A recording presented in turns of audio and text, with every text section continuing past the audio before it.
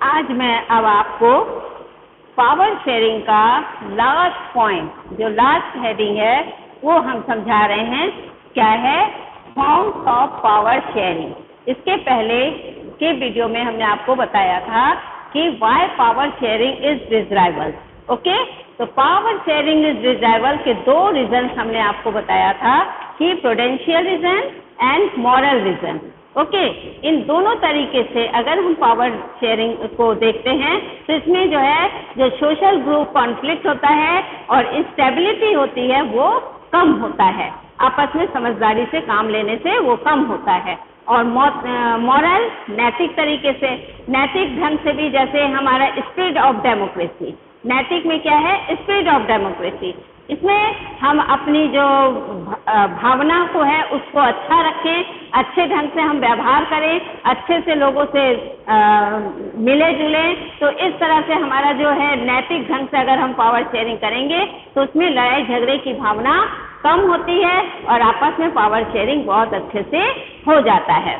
Now last point है हमारा forms of power sharing. ठीक है, अब फॉर्म्स ऑफ पावर शेयरिंग को देखिए, समझिए। ये हमारा लास्ट वो है, बहुत अच्छे से आप इसको देखिए। इसमें क्या है?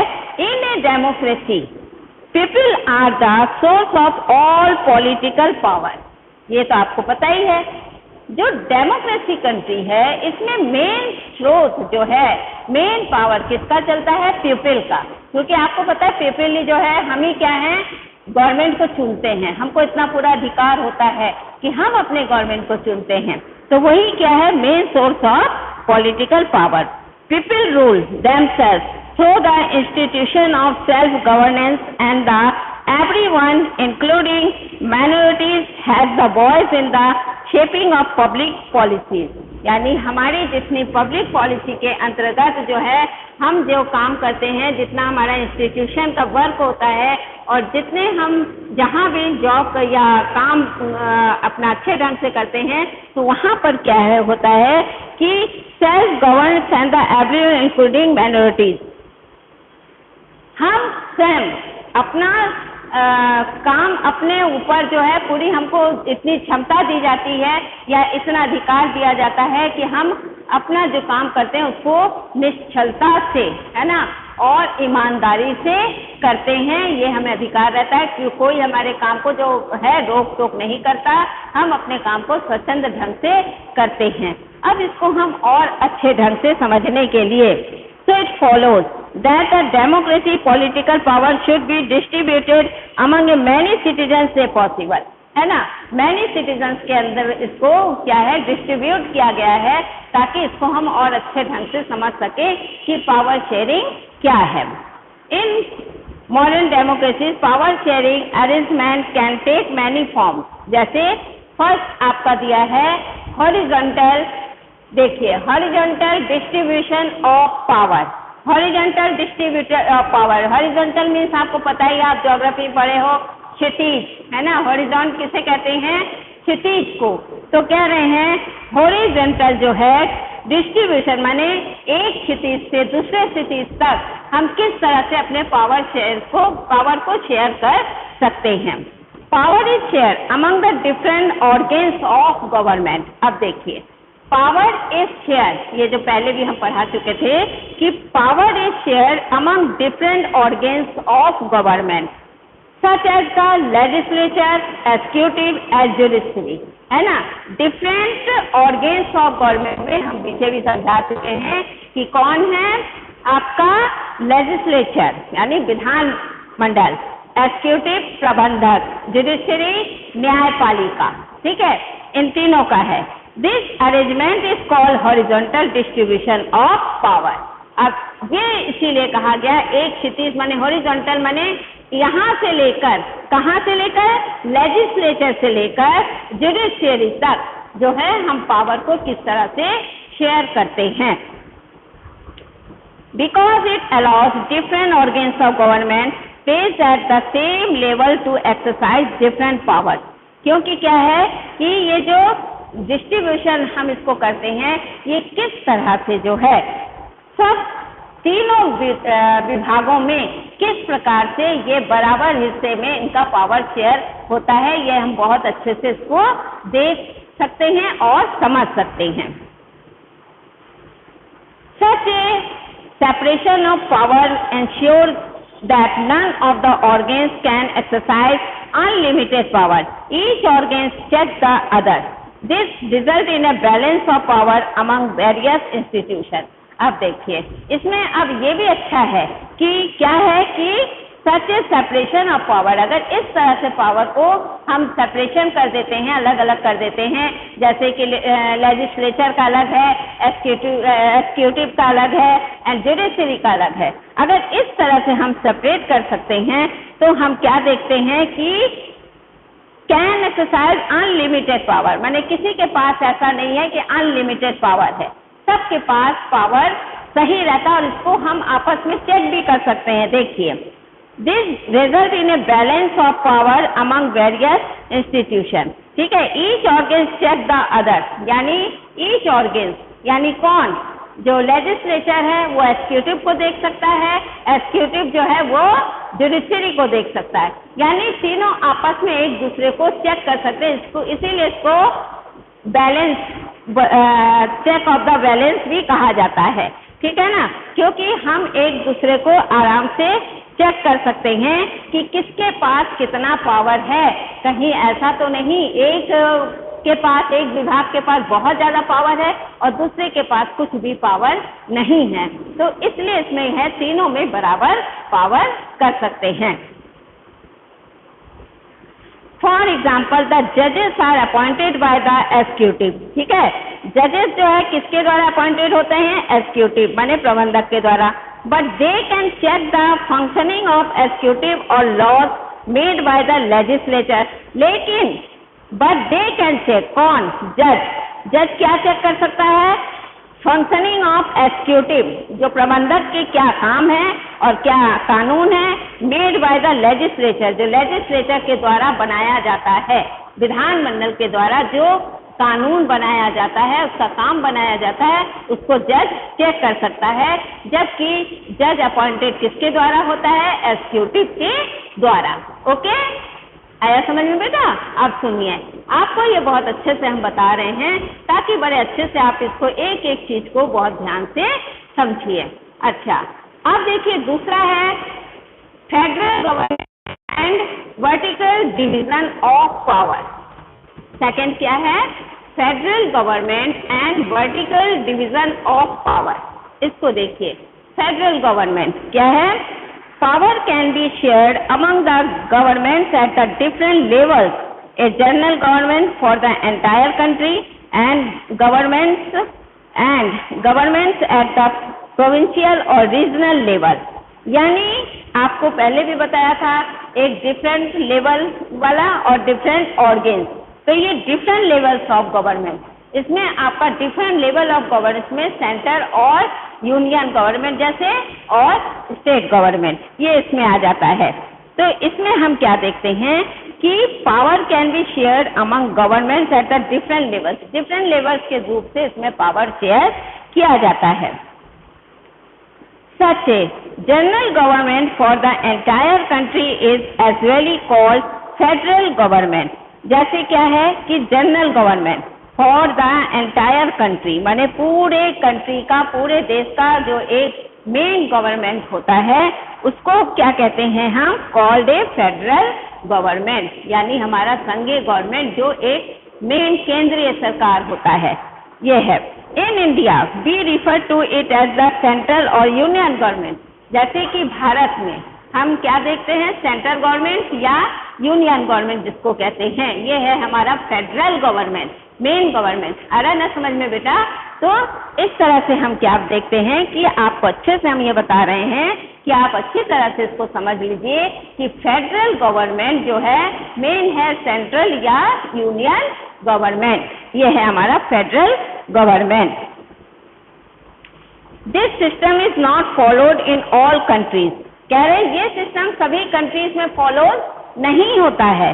There are many countries where there are no provincial और स्टेट गवर्नमेंट, ठीक है, but in those countries like ours where there are different levels of government the constitution clearly lays down the powers of different levels of government and that is called vertical division of power. ये अब आपका देखिए क्या बताया है, vertical division of power. तो vertical division of power क्या है, ये आपको बताया federal government mean central government या यूनियन गवर्नमेंट। और वर्टिकल डिवीजन ऑफ पावर का ये बता रहे हैं, वर्टिकल डिवीजन ऑफ पावर क्या है, where there are different levels of government. ठीक है, the constitution clearly lays down the powers of different levels of government, यानी जहाँ पे डिफरेंट लेवल्स ऑफ गवर्नमेंट होते हैं उसमें क्या करते हैं कि उनको पावर जो है अलग अलग ढंग से दिया जाता है। Constitution clearly lays down the powers of different levels of government and that is called vertical division of power. This is what is found in Belgium but not in Sri Lanka. अब देखिए ये बताया आपको कि किस तरह से कि आपका डिफरेंट लेवल ऑफ गवर्नमेंट, जैसे कि इन्होंने बताया बेल्जियम में क्या है आपका कौन सा बताया मैंने, डच और फ्रेंच। ठीक है, ये दो भाषाओं के जो हैं अलग अलग वो हैं, लेकिन श्रीलंका में ऐसा नहीं है। It is known as the federal division of power. The same principle can be extended to lower levels of government like the municipality and panchayat. माने जो अलग अलग गवर्नमेंट, माने आपको ये बताया गया है कि हर क्षेत्र के अलग अलग तरह के गवर्नमेंट होते हैं जो अपना काम सुचारू, और इसको इसलिए किया जाता है कि ताकि सब अपने काम को बहुत अच्छे ढंग से कर सके। ये चीज मैंने आपको पहले भी समझाया था बेटा, और पहले वीडियो में बता चुके हैं कि एक जो है आदमी कुछ नहीं करता है, उसके सपोर्ट में कई लोग रहते हैं, तभी वो काम जो है सुचारू ढंग से होता है। और हर काम को करने के लिए उसमें सबको अलग अलग विभाग में बांटा जाता है। ठीक है ना, जब सब अलग अलग विभाग में बांटते हैं तो सब अपने तरीके से हर काम को करते हैं और काम फिर जल्दी भी होता है और अच्छे ढंग से भी होता है। ठीक है, ये है vertical division of power. Now third हमारा है कम्युनिटी गवर्नमेंट। ठीक है, थर्ड क्या है, किसमें आ रहा है ये सब, फॉर्म्स ऑफ पावर शेयरिंग में। तो पावर शेयरिंग में थर्ड है कम्युनिटी गवर्नमेंट। कम्युनिटी गवर्नमेंट सामुदायिक, ठीक है, सामूहिक या सामुदायिक गवर्नमेंट ये है। पावर में also be shared among the different social group. ठीक है, इसमें है कम्युनिटी में पहले भी बताया था सोशल ग्रुप होता है। ठीक है, कम्युनिटी इसमें गवर्नमेंट में सोशल ग्रुप जितने होते हैं उसका एक ग्रुप होता है जिसको कम्युनिटी गवर्नमेंट कहा जाता है। Such as the religious and linguistic group, community government in Belgium is a good example of this arrangement. अब देखिए आपने पीछे भी पढ़ा है कि कम्युनिटी गवर्नमेंट क्या है, एक सोशल ग्रुप होता है जिसके कि किस तरह से जैसे लिंग्विस्टिक और रिलीजियस के तौर पर ये एक ग्रुप बनाया जाता है। जैसे कि इन्होंने इसका मेन उदाहरण दिया है Belgium is a good example of this arrangement, क्योंकि बेल्जियम ने बहुत अच्छे ढंग से दोनों में मतभेद ना हो, दोनों ग्रुप्स आपस में मिल के रहे, इसके लिए इन्होंने दोनों में पावर शेयर को बराबर बराबर से बांटा है ताकि दोनों जो है सही ढंग से चले। ये बेल्जियम में इन्होंने कम्युनिटी गवर्नमेंट का एक उदाहरण दिया है। In some countries there are constitutional and legal arrangement where socially weaker section and the women are the represented in the legislature and administration. This method is used to give minority communities a fair share in power. अब कह रहे हैं कि some countries, कुछ देशों में there are constitutional and legal arrangement whereby socially weaker section are the women. जैसे कि कई कंट्रीज में ये बताया गया है, जैसे ये सामुदायिक गवर्नमेंट में कई जो है कंट्रीज ऐसा भी है कि एक वुमेन्स को जो है उस पर समान अधिकार नहीं देते हैं। ठीक है, इसमें उनको जो है कई अधिकारों से वंचित रखा जाता है, जिससे कि मैंने आपसे अरब में बताया था कि वुमेन्स को जो है वोट देने का अधिकार नहीं है। ठीक है, तो इस तरह से ये कम्युनिटी गवर्नमेंट हम देखते हैं फॉर्म्स ऑफ गवर्नमेंट में जो सामुदायिक गवर्नमेंट है ये रिलीजियस और लिंग्विस्टिक तौर पे एक ग्रुप होता है जिसको कि ये अपना कामकाज अलग ढंग से सही ढंग से देख सकते हैं। अब है आपका 4 क्या है, कोलिएशन गवर्नमेंट। 4 क्या है, कोलिएशन गवर्नमेंट। कोलिएशन गवर्नमेंट होता है आपका गठबंधन, ठीक है। कोलिएशन गवर्नमेंट क्या है, गठबंधन सरकार। और ये तो आप बहुत आजकल भी देख रहे हो, हर जगह आपको ये दिखता है गठबंधन सरकार इसका। Power sharing arrangement can also be seen in the way political parties, pressure group and movements control to influence those in power. आप ये कोलिएशन गवर्नमेंट कहाँ देखोगे, पॉलिटिकल पार्टीज में, प्रेशर ग्रुप में, ठीक है। जो आप मेन पॉलिटिकल पार्टीज होता है इसी में आपको ये कोलिएशन गवर्नमेंट गठबंधन का वो दिखेगा। जैसे कि मैंने आपसे बताया था, एक पार्टी को कि वो कमजोर पड़े, इसमें क्या होता है, कई पार्टीज जो है एक साथ गठबंधन में बंध जाते हैं, ठीक है ना।